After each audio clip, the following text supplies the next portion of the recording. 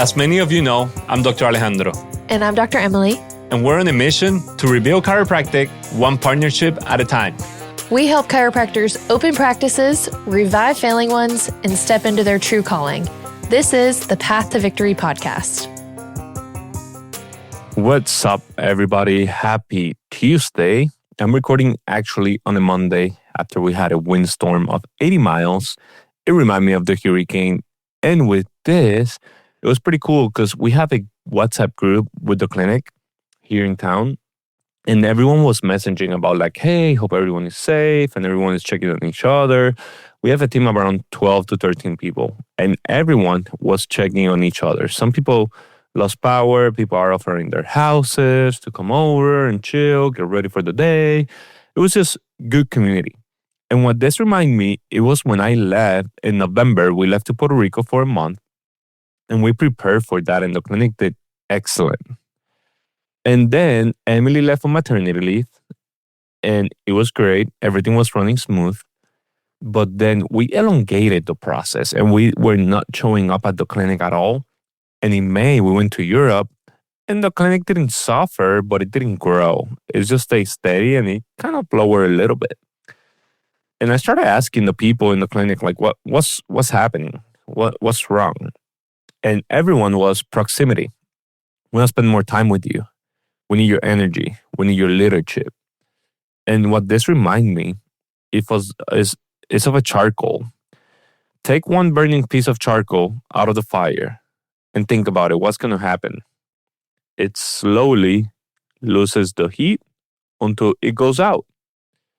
Put it back with the others and it starts burning again. Powerful. Nothing changed about the charcoal itself. What only changed was the environment. With that environment, when it comes to the clinic, is the energy, your leadership, your passion, your discipline, and your vision to work the same way. Okay? If you're constantly around people who are complaining, settle, making excuses, I don't want to be here, if you're that charcoal, you're eventually going to cool off too. Okay? But if you're that person that has high energy and around the other people that are around you, great leadership, just a great human being, that charcoal is going to keep sparkling and it's going to spark everyone around you. With this being said, is by us staying close to the office in this season of life, it's keeping the fire and it's actually burning the fire even more. The fire is growing. Okay. So I know a lot of you just think about, I don't want to be in clinic. I don't want to be in patient care. Question is why? And that should be your question. Why? What is your why? Why did you go to school? Why did you get on a big loan? Was it just, to go whenever you want? Well, that's selfish. Is it to help the people around you? Well, that's a good why. Is it to make the community around you a better community because the medical system is taking over? Well, that's a great why. And that's why I'm recording this at 6 a.m. I woke up at 5 a.m. and I'm here at 6 a.m. thinking about this because that's my why. I'm going to the clinic today and I'm excited about going to the clinic. That's how I want my staff to be. I want everyone around me to feel on fire to go to the clinic, on fire to help people, on fire to be around each other. But that comes back to leadership. What is the leader doing? How is the energy of the leader? The leader is the one that sets the culture. And it doesn't need to be the doctor that sets the culture. It could be someone else. It could be you could designate a culture person. It doesn't have to be your office manager nor the doctor. It could be just a culture person. And if that person notices that the culture is going down, that person can check in with the other people that the energy is going down. Like, hey, I'm just checking in. I seen you look a little off today. How can I help you? How can I raise your standards? Calling each other out. And with that being said, the chiropractors from Waco spent the weekend with us Friday to Sunday. And it was great. We had an EOS meeting. We went over EOS meeting. It's basically the quarter meeting. We had a quarterly meeting with them. Unexpectedly, the 4th of July, we said, we're not going to work because we had it scheduled ready for Tuesday. And we actually worked. And I'm here looking at the whiteboard that all of them, both of them were doing. And their numbers are looking great. I know Waco's in good hands. because they're putting the work and they are keeping the energy. But something that one of them open up about is the energy. They don't feel good about going to the clinic. They're waiting for Friday at 12 p.m. to go home for the weekend. And I was like, whoa, okay, that's a big problem because it's your clinic. What's wrong? And we just kept digging and digging and digging. And it came back to having one person in the office that is not filling your cup. If you have a staff in your office that is not filling your cup, it's either you have to go or the staff has to go. And you are the owner, so we all know who has to go. And it's probably not leaving because I started like digging and digging more. I'm not a big person of firing people. I don't think that's the solution for everything. So I started digging more and digging more and digging more. And the conclusion was that we have the right person on the wrong seat. That person is on the seat that doesn't have to be. We're not playing to her strength. Her strength is to be around people, walking, being active, putting people on therapies, getting them out, interacting with people, getting them to a room. But that person is sitting all day. So obviously that person is not going to do their job. That person is not a system person. That person is someone to sit down, go over the systems, the SOPs, go over the scheduling, recalls, the drop charts. That person doesn't enjoy doing that. It's not her strength. So what happens? The chiropractor needs to come and she has to do it. And that's not fair, you know? So I told her, hey, what you need is a right hand. You need someone that could replace that person on the front. You could play that person to her strength and put her on the back. And that is actually the changes that we're making this week. And it's going to be great for her. That's going to help her a ton. Okay. So with that being said, the right person on the right seat, it is crucial. Another thing that came up is energy. My energy is low. So I started digging more. What are you doing on the mornings? What are you doing on the weekends? What are you doing before clinics? What are you doing after clinic? What are your habits? And it was basically like a time audit, basically, of personal life. And my mentor told me this once. He told me when I opened the clinic, I was waking up at 3 a.m. to work out 3:30 to 5:30 a.m., 2 hours. I was competing and it was CrossFit, that's high intensity. But then when 11 a.m. came up, I crashed. I was like, I'm so tired. I'm ready to go home. And he was like, are you stupid or what? I'm like, what do you mean, dude? You don't care about my goals. I want to keep competing. And like, he asked me again, are you stupid or what? I'm like, okay, if you're telling me that there has to be something deeper, please break it down.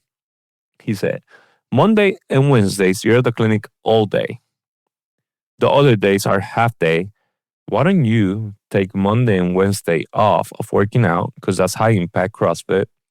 And then work out the other day, Tuesdays, Thursday, Friday, Saturday, and Sunday. Like, I'll take it. I'll try it. And that's when my energy came up. High level energy.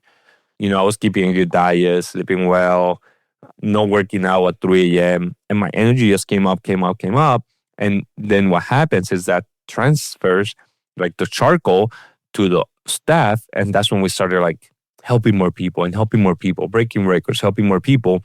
So it's basically the habits that you're doing might be the ones that are holding you down or are lifting you up. For me, doing CrossFit at 3 a.m. was holding me down. I wasn't going to compete on the CrossFit game. So what was I doing working out 2 hours at 3:30 a.m.? It doesn't make any sense now thinking about it, you know? Just to say, I work out at 3:30 a.m. Yeah, but then you're tired all day. It doesn't make any sense. So I dropped that down and now I feel the best. So for them, it was waking up at 4 a.m. to go work out at 4:30 or 5 a.m. Monday and Wednesdays when they're there full day. They don't have a lot of help, so they need to get to the clinic at 7:50. They're leaving the clinic at 7:30 p.m. You know, that's almost 12 hours at the clinic. Of course, you're going to be tired. Of course, you don't have energy. Then they get home. They have to eat. They're still talking about the office. They want to chill as a couple. It comes like 10, 11 p.m. They're still awake and they need to do the same thing next day. It's not fair. It's not going to be scalable. Your body's going to be down. You're going to be getting sick. You're low energy. The people around you are not going to get energy. So the charcoal is basically turning off and we don't have more charcoal on fire to transfer it. So everything is going to go down. And even like that, they're helping a lot of people. So I told them, hey, let's try this. Let's turn that charcoal on by resting those days, high energy for the clinic. And I know they're going to help even more people now. So that is the simple things that you're doing during the day, during the week, is going to transmit to the office. Another thing, what are you doing on weekends? Okay. Are you having clarity breaks? What is that? Clarity breaks is basically when you sit down or you go for a walk, no technology, no iPad, no phone, or no distractions at all. And you're just walking or sitting down, drinking a coffee, and it's going to be uncomfortable. The first couple of times that you do it, you're not going to get anything out of it. And we recommend a minimum of 30 minutes max. It doesn't matter, whatever you think is best for you. But the first days, you're not going to get anything. But as you keep getting used to silence, you're going to know that that's when the growth happens, because the vision is going to come out there, like more ideas. I always recommend having a pen and paper near you. That way you can write, because we try to do it old school, no technology. If you want to use technology, you can send a voice memo to yourself, but it's just like notifications are going to come in and it's going to be a distraction. So I recommend pen and paper and write the ideas that you have. That's when the growth happens.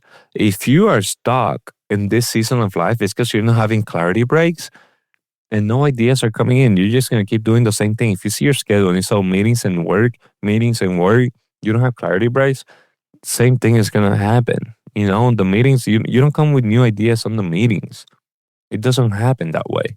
So clarity breaks is fundamental. And then the habits that you have on the daily is going to influence in your clinic. It was great having them over. Proximity is so powerful. I cannot focus more on this. Proximity is so powerful. That's when the growth really happens. So if you have any question about the path to victory, shoot me a message. I'm excited to be here back with you guys. I know I was MIA for a little bit, but now we are here together and we're not stopping. And don't forget to check our YouTube channel, Path to Victory, that we have educational videos as well. See you next week.